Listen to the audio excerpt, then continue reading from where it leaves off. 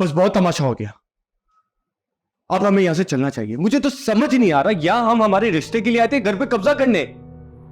भाई मैं तो जाने के लिए तैयार था, बस अब तुम्हारी आंटी बी ने रोक लिया। वो कह रही है बल्कि रात यहां गुजारे, शहर के हालात ठीक नहीं है, इट्स नॉट सेफ। यहां रात गुजारना ज्यादा सेफ नहीं है। क्यों? मोहब्बत तो दिखा रही हो।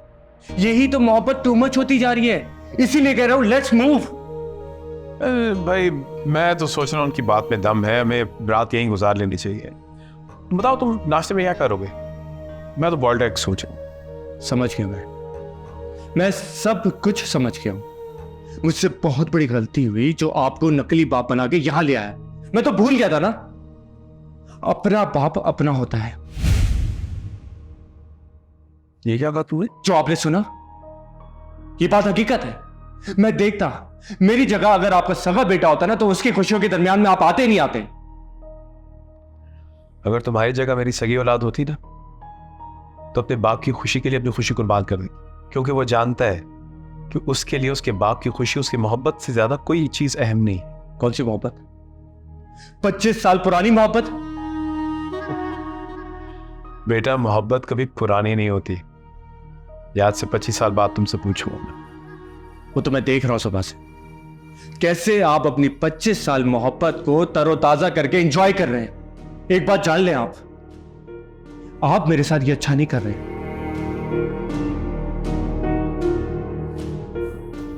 और जो तुम कर रहे हो वो ठीक है? झूठ की बुनियाद पे मोहब्बत की इमारत खड़े कर रहे हो, वो ठीक है? शेरी, ये झूठ तुम सिर्फ किरण की मां के साथ नहीं बोल रहे हो, बल्कि अपने आप से भी बोल रहे हो। क्योंकि मोहब्बत से ज्यादा सच्ची चीज कोई नहीं। मोहब्बत क्या तो सिर्फ सच्ची होती या फिर नहीं। उसमें रत्ती भर झूठ की गुंजाइश नहीं। और याद रखना, झूठ के कोई पांव नहीं होते, उन पे चलोगे तो हो के बल गिरोगे।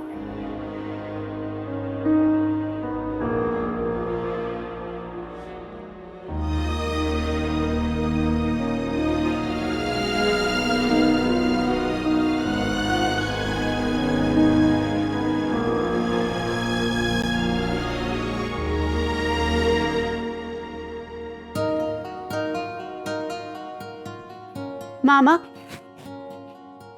मामा। हाँ, क्या हुआ है? ये मैं क्या सुन रही हूँ? क्या सुन रही हूँ? आपने दिलावर अंकल को रोक लिया।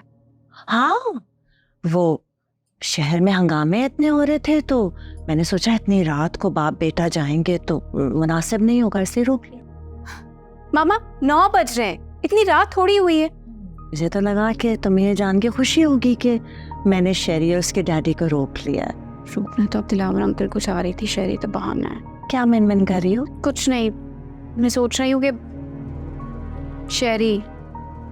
क्या शहरी? क्या आपको कैसा लगा वो? सच बताऊं तो मेरे दिल को बिल्कुल नहीं भाया वो। उसके बाप से उसके कारनामे सुन के तो मैं डर ही गई। मतलब उसका बाप इतना शरीफ और नफीस इंसान है, एक भी आदत अपने बाप की नहीं ली उस लड़के ने। मुझे नहीं लगता वो तुम्हारे लिए सूटेबल है। ना भाई ना। तो क्या बाप से शादी कर लूं? ये क्या कह रही हो तुम? लगा ना, बुरा लगा ना? लगना भी चाहिए, क्योंकि आपको दिलावर अंकल तो बहुत पसंद है। होश में हो किरण? किरण, तुम शायद भूल रही हो, तुम अपनी माँ से बात कर रही हो। मैं बिल्कुल होश में हूँ। होश तो आप अपने खो बैठी है। मैं देख रही हूँ सुबह से क्या चल रहा है इस घर में। ये जो मुस्कुराहट है ना आपके चेहरे पे, ये सिर्फ दिलावर अंकल की वजह से। आज से पहले तो आप कभी इतनी खुश नहीं थी। किरण, तो ये खुशी मेरा जुर्म ही बन गई? क्या मुझे कोई हक नहीं है खुश होने का? और मुझे तो लगा था कि मेरी बेटी अपनी माँ की खुशी में खुश होगी। वो माँ जिसने अपनी सारी जवानी निछावर कर दी आपकी परवरिश में। किरण, आपके बाप से डिवोर्स के बाद मैंने कभी बाप की कमी नहीं महसूस होने दी आपको। जो मांगा वो दिया, जो नहीं भी मांगा वो भी दिया। अपनी जरूरतों का गला घोट कर आपकी जरूरतें पूरी की। एक लम्हे के लिए मैंने अपनी खुशी का सोचना चाहा तो आपको बुरा लगा है।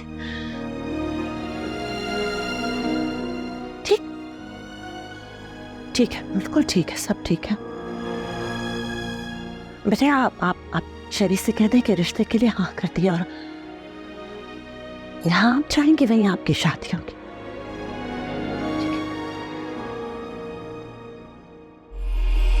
कुछ जख्म मरहम से भरते नहीं, कुछ गम सुलगते हैं जलते नहीं।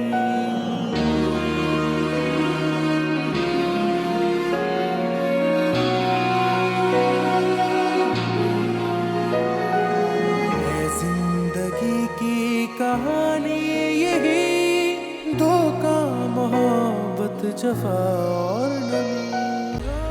देखो शेरी, हमने बहुत झूठ झूठ खेल लिया, अब सिर्फ सच खेलेंगे। सब कुछ सच सच बता देंगे, फिर जो भी होगा ना उसे किस्मत का फैसला समझ के कबूल कर ले। मैं भी यही सोच रहा था कि क्यों ना हम आंटी को सब कुछ सच बता दे। मेरी मामा ने मुझे बहुत प्यार से पाला है, बचपन से लेकर आज तक मेरी हर ख्वाहिश पूरी की। पापा की कमी कभी भी महसूस होने नहीं दी। मेरी फीलिंग्स हमेशा फर्स्ट प्रायोरिटी पे थी, लेकिन अगर आज वो कुछ अपने लिए करना चाहती है, अपने आप को पहले रखना चाहती है, तो मैं क्यों उस रास्ते की रुकावट बनूं? I should be happy for her. तुम बिल्कुल ठीक कह रही हो। जानती हूँ माँ बाप अपने बच्चों के लिए कितनी कुर्बानियां देते हैं, लेकिन जब वालिदैन को मोहब्बत या प्यार देने की बारी आती है तो बच्चे खुद कर्ज बन जाते हैं। अगर मैं अंकल की सगी औलाद होता ना तो कभी भी उनकी खुशियों के बीच में नहीं आता। चलो सब कुछ सच सच बता दो। चलो। कुछ बताने की जरूरत नहीं है, मामा वो हमने सब सुन लिया। देखिए आंटी, जाने अनजाने में हम लोगों ने आपसे बहुत झूठ बोले हैं, लेकिन मेरा यकीन माने हम दोनों आपसे माफी मांगने आ रहे थे और सच बताने आ रहे थे। प्लीज हम दोनों को माफ कर दे।